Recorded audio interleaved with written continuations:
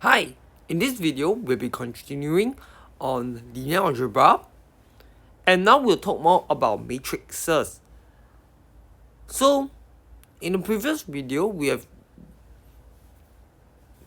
shown a motivation behind linear algebra in concrete setting where we have, like, maybe in a physical setting, a physical example and stuff, and how we use matrices to help us solve it.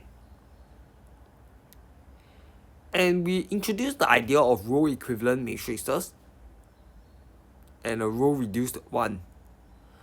And so now we say that a matrix is a row reduced echelon matrix if it's not only row reduced, but all its entries 0 below every row, which has a non-zero entry, and that the leading ones appear on the right.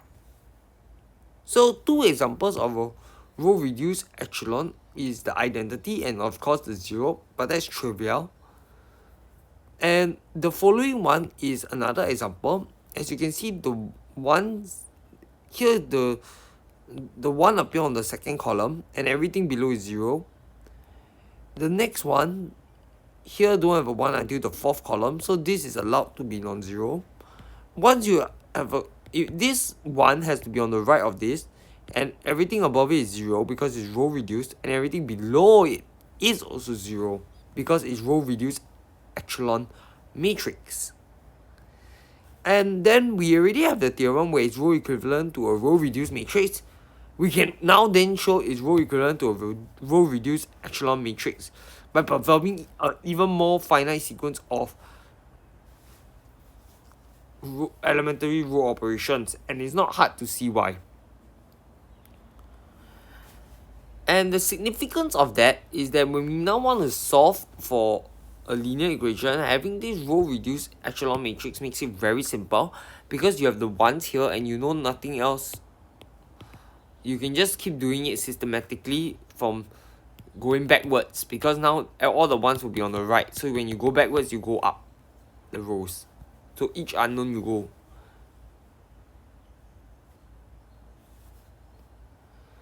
And then when you do it, we can, here in a very formal way of saying how we will solve for this system, because each of these xk1 can only be added up to n minus r. So it really makes it more systematic basically. And then these solutions will of course be assigning the values to whatever, and that's basically what I've already said intuitively.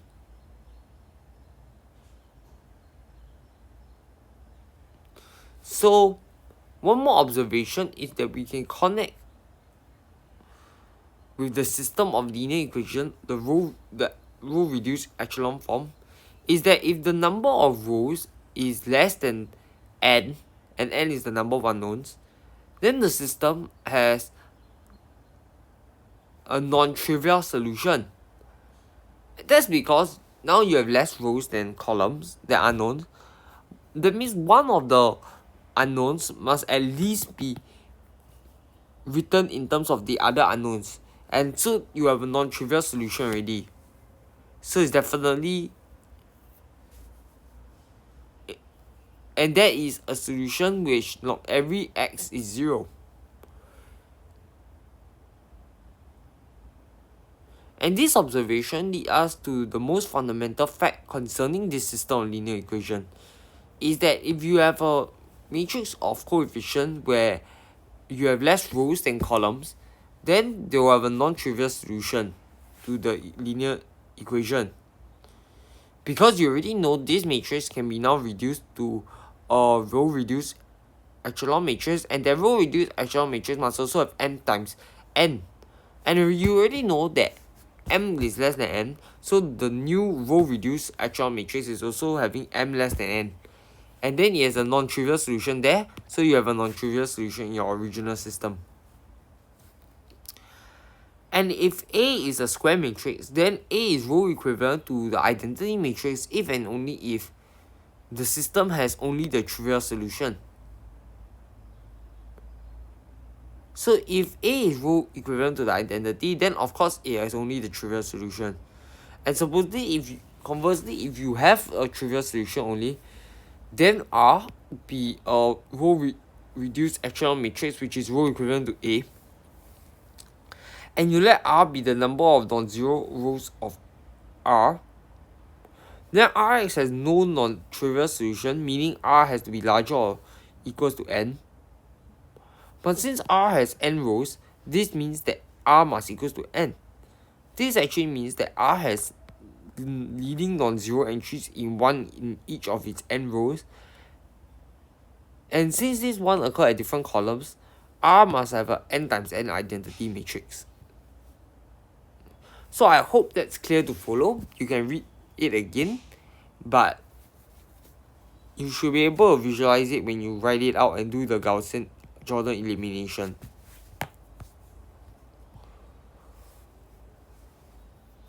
Now we will do how we talk about the linear system, which is non-homogeneous. And one observation to take note is that a homogeneous system will always have a solution, because the trivial solution will always be a solution. But in a homogeneous system may not have a solution at all.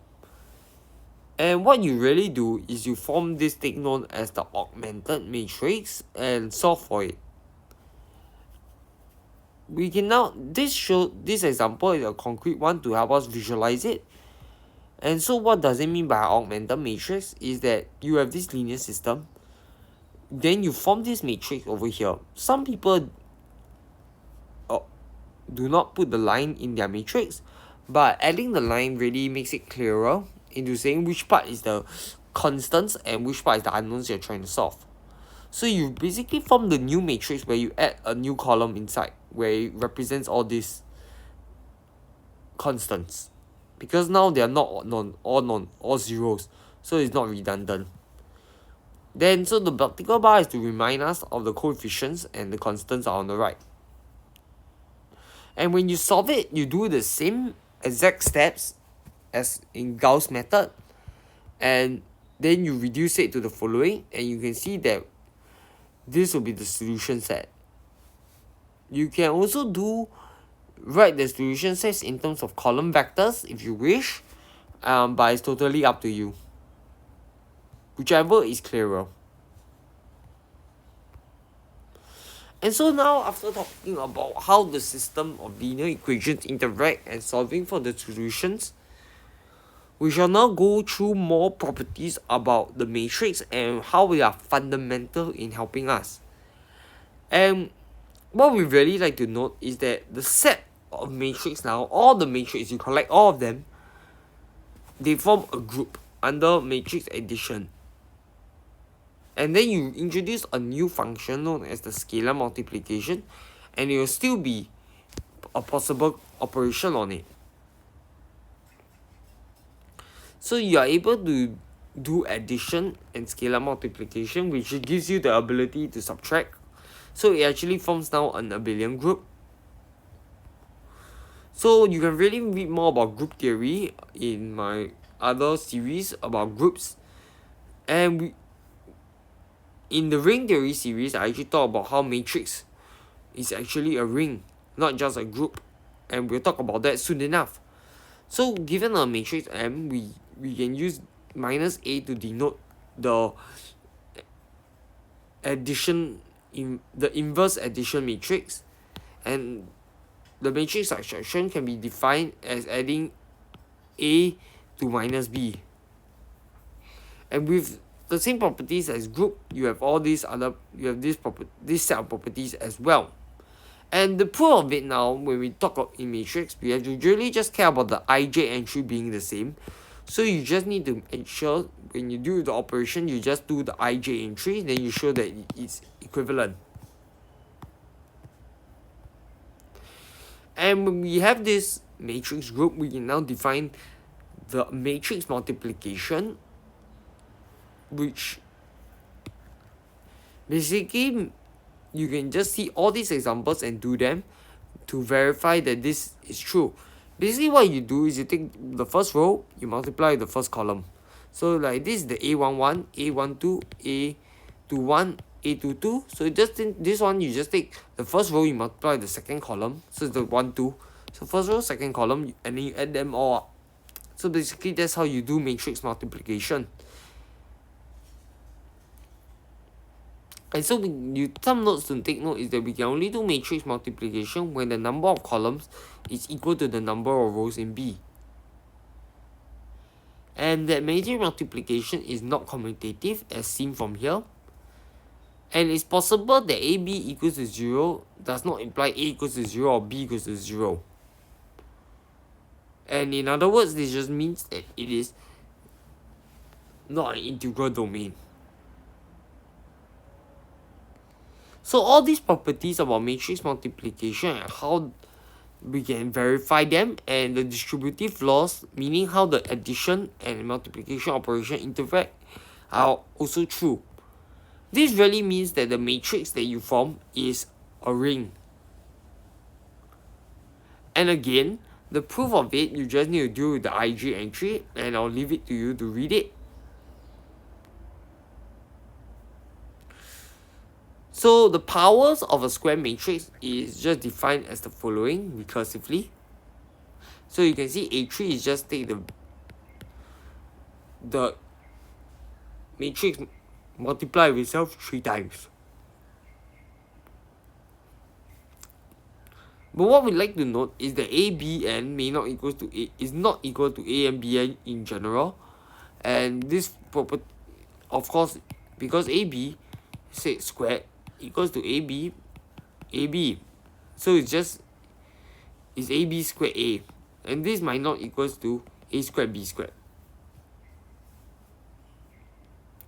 So you can already verify that all these shows that the matrix will form a ring when they are of the same size. So it's like n times n. Same. So number of rows and number of columns equal. So that you can multiply the matrix in any fashion. So the multiplication is well defined. And the identity matrix is usually the identity of this ring.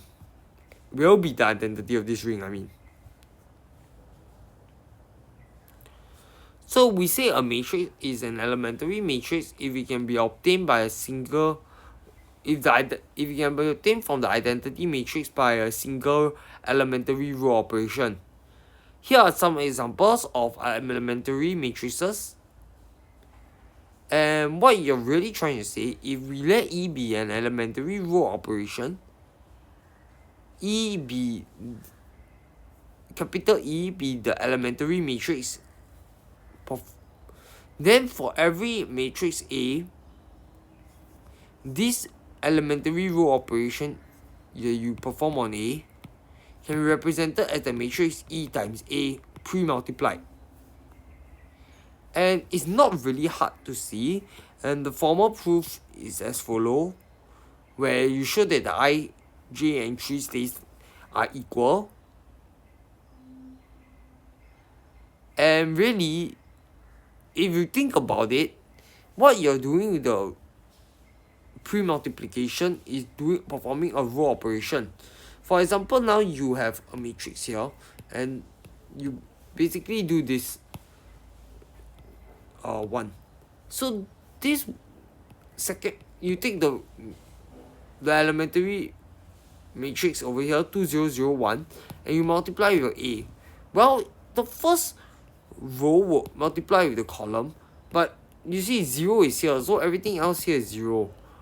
So it's just taking this 2 multiplied to the first entry and in the first row. So you're basically making the first row multiplied by 2 for A. So I hope that gives you a picture and intuitive understanding of what is going on. And if you really want to read the formal proof, you can read it in the textbook.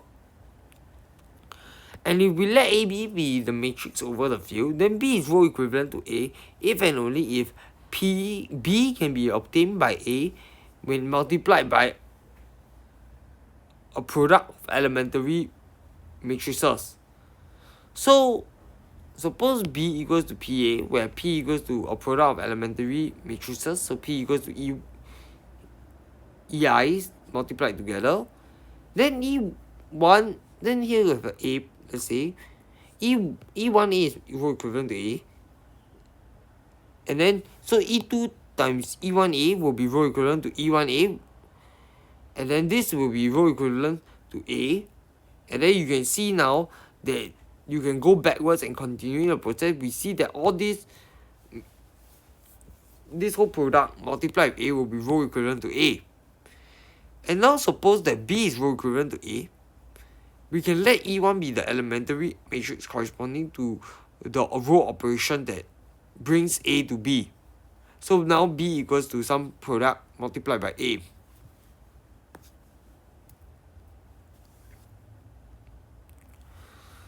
So the next thing we like to take note of is that we let A be a square matrix over the field, and we say that it has a left inverse if you can find a matrix that multiplied to the pre-multiplied equals to identity, and a right inverse when you post-multiply B, you get the identity.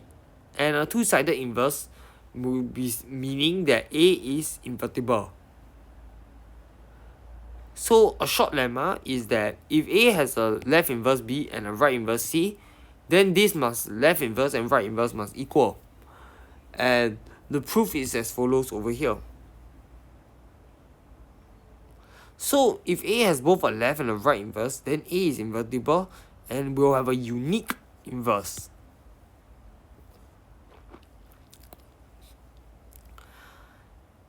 If A is invertible, so is its inverse, because the inverse will just equals to A itself.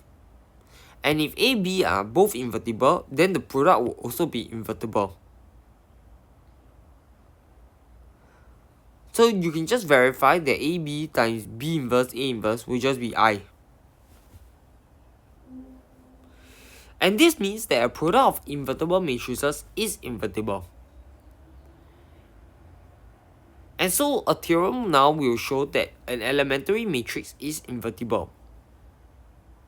So an elementary matrix corresponds to performing a row operation, and you already know this row operation is an invertible function.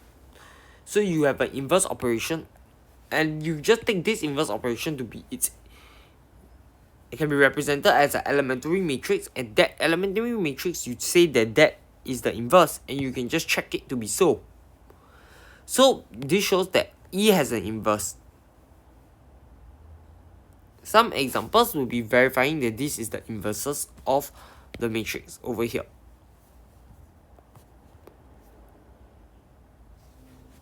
And now we will take a look at why do we care about so much as talking about invertibility.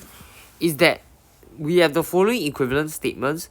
Is that we can say that a matrix is invertible if it's row equivalent to the identity, and this is also equivalent to saying that it is the product of elementary matrix. So we already know that if you are row equivalent to the identity, you are a product of elementary matrix. So really what we need to verify is that A is invertible is row equivalent to the identity, and the product of elementary matrix makes it invertible, which is also proven already.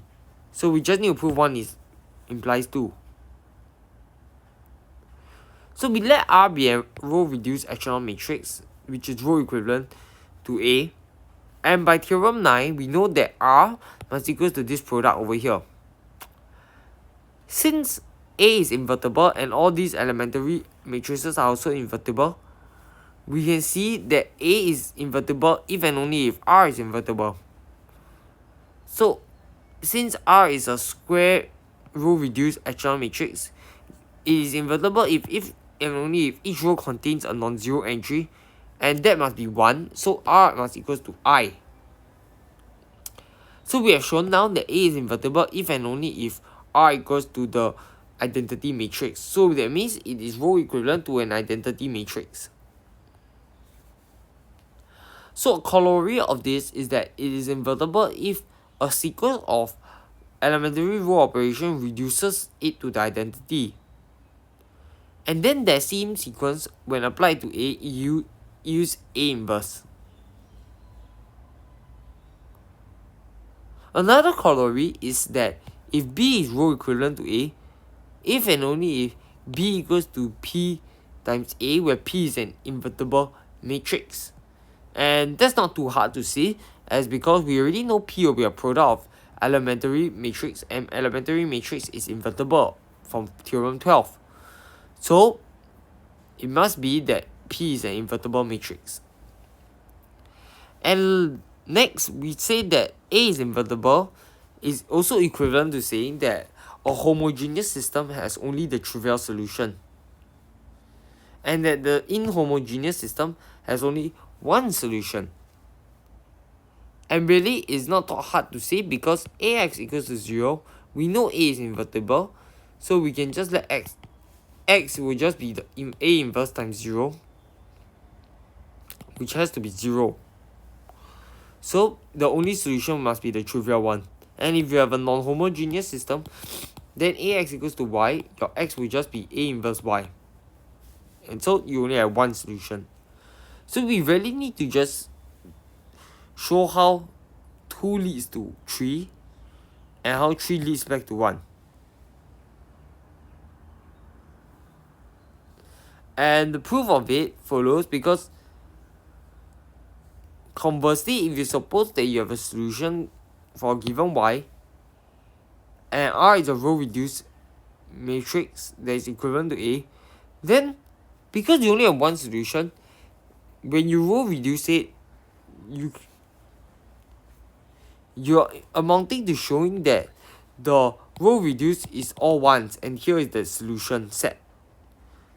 And so if Rx can be solved for x, then the last row cannot be 0, and so P must be invertible in a sense.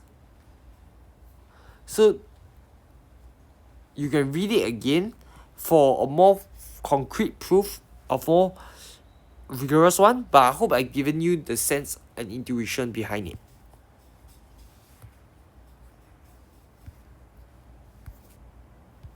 It's good to have this intuition so that when we deal with abstract vector space, you have some sort of idea what might be happening.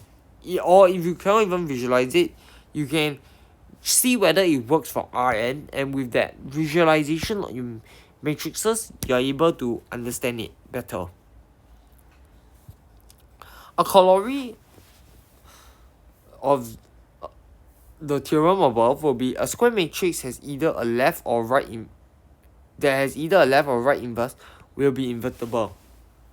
And suppose A has a left inverse,